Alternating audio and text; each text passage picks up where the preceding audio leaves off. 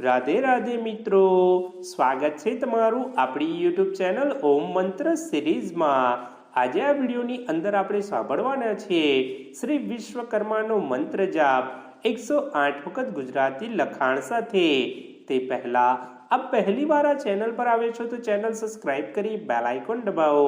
Video પસંદ આવે તો લાઈક કરી તમારા સાથી મિત્રો અને ગ્રુપોમાં શેર કરો। श्री गणेशाय नमः। ओम चतुर्भुजाय विद्महे हंसवाहनाय धीमहि तन्नो विश्वकर्मा प्रचोदयात्। ओम चतुर्भुजाय विद्महे हंसवाहनाय धीमहि तन्नो विश्वकर्मा प्रचोदयात्। ओम चतुर्भुजाय विद्महे हंसवाहनाय धीमहि तन्नो विश्वकर्मा प्रचोदयात्। ओम चतुर्भुजाय विद्महे हंसवाहनाय धीमहि तन्नो विश्वकर्मा प्रचोदयात्। ओम चतुर्भुजाय विद्महे हंसवाहनाय धीमहि तन्नो विश्वकर्मा प्रचोदयात्। ओम चतुर्भुजाय विद्महे हंसवाहनाय धीमहि तन्नो विश्वकर्मा प्रचोदयात्। ओम चतुर्भुजाय विद्महे हंसवाहनाय धीमहि तन्नो विश्वकर्मा प्रचोदयात्। ओम चतुर्भुजाय विद्महे हंसवाहनाय धीमहि तन्नो विश्वकर्मा प्रचोदयात्। ओम चतुर्भुजाय विद्महे हंसवाहनाय धीमहि तन्नो विश्वकर्मा प्रचोदयात्। ओम चतुर्भुजाय विद्महे हंसवाहनाय धीमहि तन्नो विश्वकर्मा प्रचोदयात्। ओम चतुर्भुजाय विद्महे हंसवाहनाय धीमहि तन्नो विश्वकर्मा प्रचोदयात्। ओम चतुर्भुजाय विद्महे हंसवाहनाय धीमहि तन्नो विश्वकर्मा प्रचोदयात्। ओम चतुर्भुजाय विद्महे हंसवाहनाय धीमहि तन्नो विश्वकर्मा प्रचोदयात्।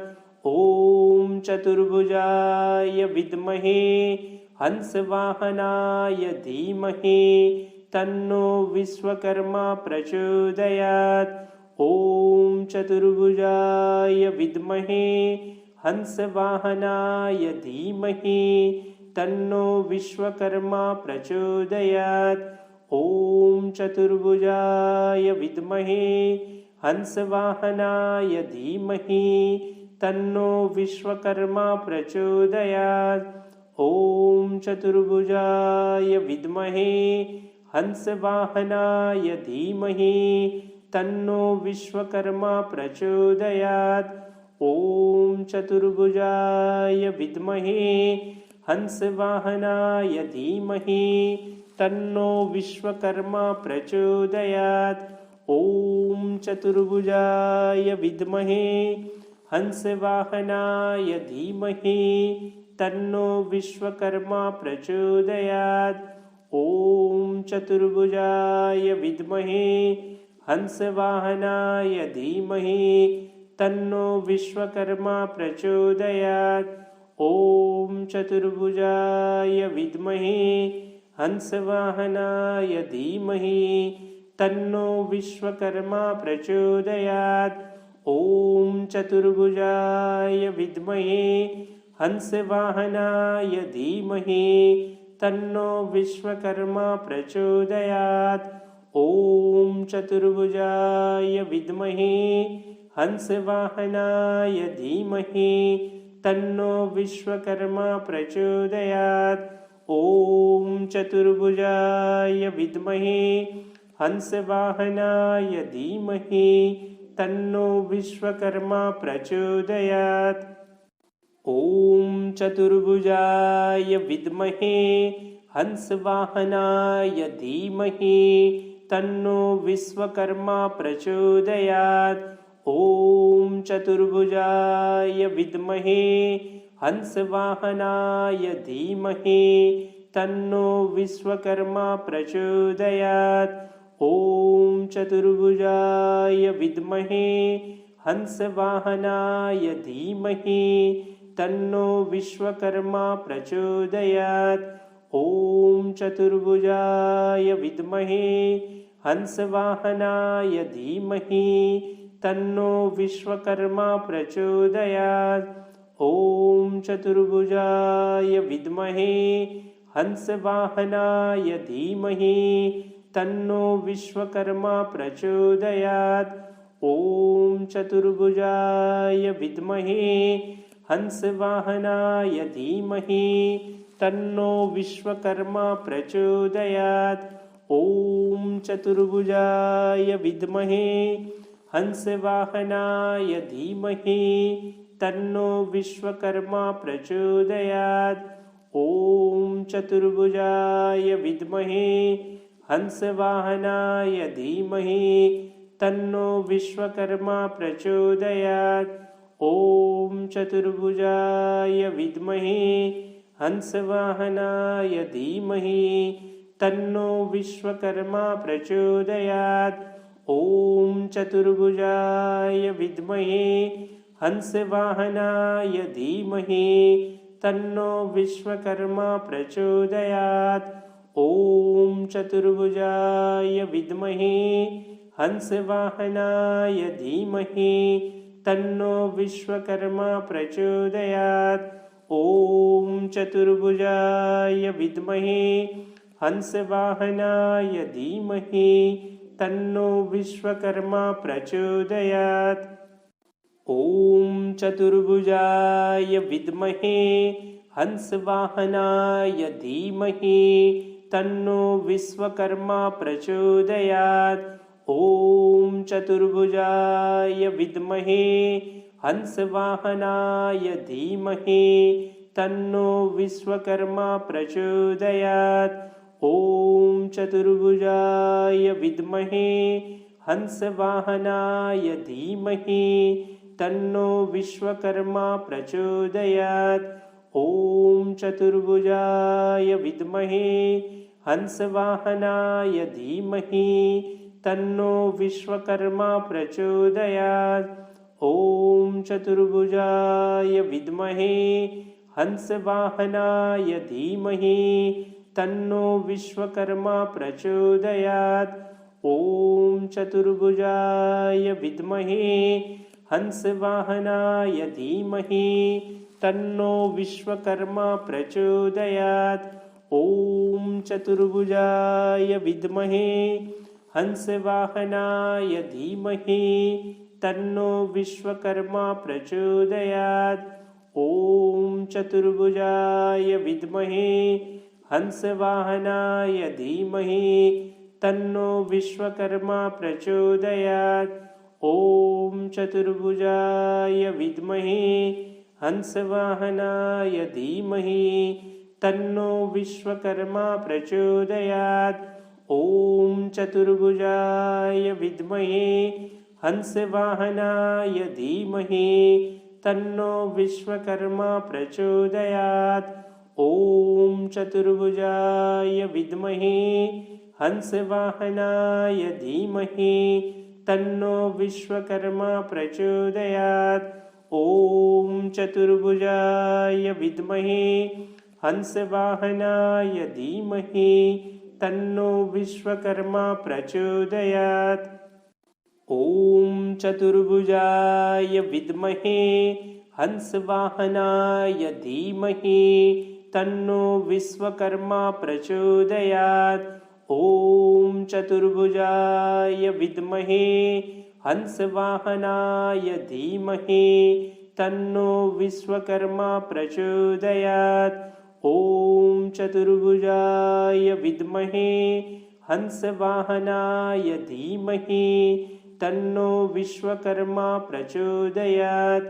ॐ चतुर्भुजाय विद्महे हंसवाहनाय धीमहि तन्नो विश्वकर्मा प्रचोदयात्। ॐ चतुर्भुजाय विद्महे हंसवाहनाय धीमहि तन्नो विश्वकर्मा प्रचोदयात्। ॐ चतुर्भुजाय विद्महे हंसवाहनाय धीमहि तन्नो विश्वकर्मा प्रचोदयात्। ॐ चतुर्भुजाय विद्महे हंसवाहनाय धीमहि तन्नो विश्वकर्मा प्रचोदयात्। ॐ चतुर्भुजाय विद्महे हंसवाहनाय धीमहि तन्नो विश्वकर्मा प्रचोदयात्।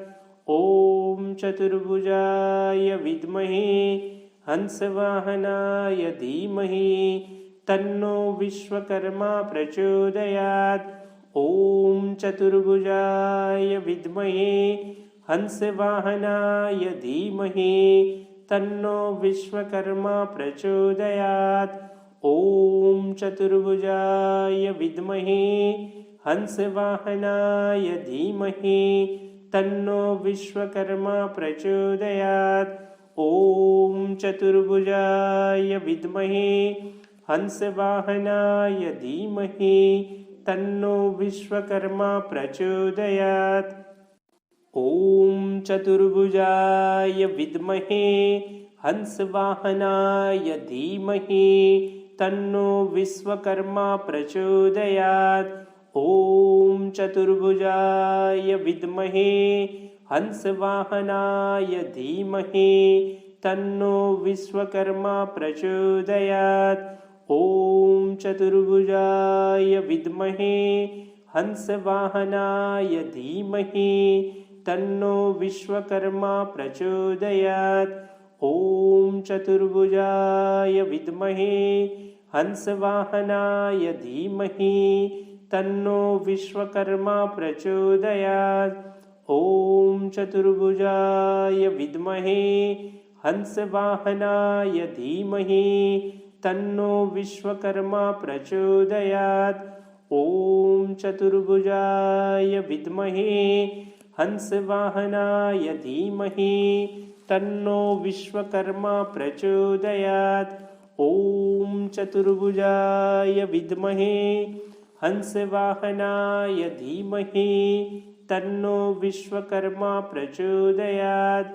ॐ चतुर्भुजाय विद्महे हंसवाहनाय धीमहि तन्नो विश्वकर्मा प्रचोदयात्।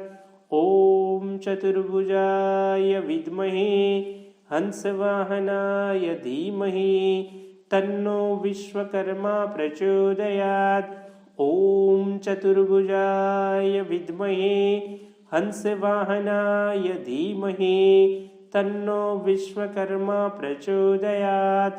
ॐ चतुर्भुजाय विद्महे हंसवाहनाय धीमहि तन्नो विश्वकर्मा प्रचोदयात्। ॐ चतुर्भुजाय विद्महे हंसवाहनाय धीमहि तन्नो विश्वकर्मा प्रचोदयात्। ॐ चतुर्भुजाय विद्महे हंसवाहनाय धीमहि तन्नो विश्वकर्मा प्रचोदयात्। ॐ चतुर्भुजाय विद्महे हंसवाहनाय धीमहि तन्नो विश्वकर्मा प्रचोदयात्। ॐ चतुर्भुजाय विद्महे हंसवाहनाय धीमहि तन्नो विश्वकर्मा प्रचोदयात्। ॐ चतुर्भुजाय विद्महे हंसवाहनाय धीमहि तन्नो विश्वकर्मा प्रचोदयात्। ॐ चतुर्भुजाय विद्महे हंसवाहनाय धीमहि तन्नो विश्वकर्मा प्रचोदयात्। ॐ चतुर्भुजाय विद्महे हंसवाहनाय धीमहि तन्नो विश्वकर्मा प्रचोदयात्। ॐ चतुर्भुजाय विद्महे हंसवाहनाय धीमहि तन्नो विश्वकर्मा प्रचोदयात्।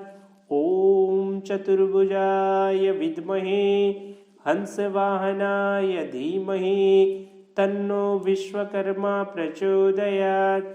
ॐ चतुर्भुजाय विद्महे हंसवाहनाय धीमहि तन्नो विश्वकर्मा प्रचोदयात्।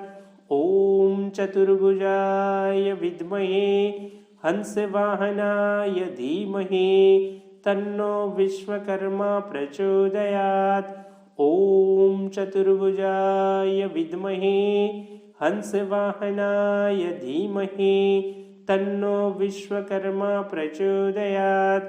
ॐ चतुर्भुजाय विद्महे हंसवाहनाय धीमहि तन्नो विश्वकर्मा प्रचोदयात्। ॐ चतुर्भुजाय विद्महे हंसवाहनाय धीमहि तन्नो विश्वकर्मा प्रचोदयात्। ॐ चतुर्भुजाय विद्महे हंसवाहनाय धीमहि तन्नो विश्वकर्मा प्रचोदयात्। ॐ चतुर्भुजाय विद्महे हंसवाहनाय धीमहि तन्नो विश्वकर्मा प्रचोदयात्।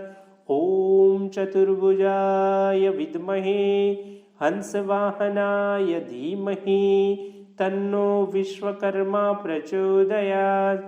ॐ चतुर्भुजाय विद्महे हंसवाहनाय धीमहि तन्नो विश्वकर्मा प्रचोदयात्। ॐ चतुर्भुजाय विद्महे हंसवाहनाय धीमहि तन्नो विश्वकर्मा प्रचोदयात्। ॐ चतुर्भुजाय विद्महे हंसवाहनाय धीमहि तन्नो विश्वकर्मा प्रचोदयात्। ॐ चतुर्भुजाय विद्महे हंसवाहनाय धीमहि तन्नो विश्वकर्मा प्रचोदयात्। ॐ चतुर्भुजाय विद्महे हंसवाहनाय धीमहि तन्नो विश्वकर्मा प्रचोदयात्।